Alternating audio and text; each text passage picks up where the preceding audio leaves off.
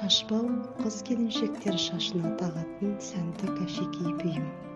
Қыз-келіншек шашының әр ажарын аша түсетін өрілген бұрымның ұшын бекіту үшін тағылатын бұйым. Шашпауды тағудың бірден бір себебі қыз бала бойын тік ұстап жүруге үйретеді деп білген. Жасалу әшекейлеу әдістеріне қарай шашпауды үзбелі шашпау, шашақты шашпау деп топтастырған.